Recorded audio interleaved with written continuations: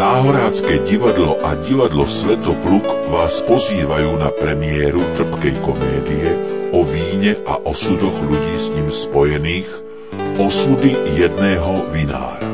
V sobotu 30. apríla a v nedeľu 1. mája o 19:00 v Dome kultúry Senica, vstupné 3 €, predpredaj Infosen. Glory.